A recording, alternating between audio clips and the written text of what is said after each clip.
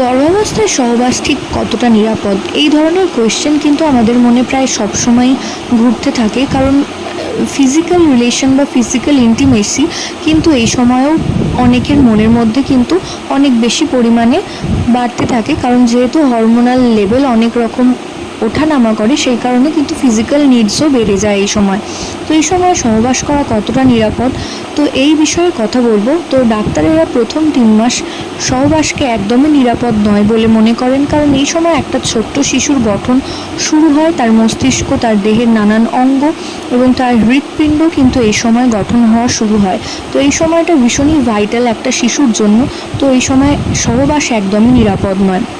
Second trimester অর্থাৎ চতুর্থ মাস থেকে পঞ্চম এবং ষষ্ঠ, এই 3টে মাস কিন্তু সহবাসের পারমিশন ডক্টরেরা দিয়ে থাকেন। এবং তারপরে যে থার্ড ট্রাইমেস্টার অর্থাৎ সপ্তম, অষ্টম, নবম মাস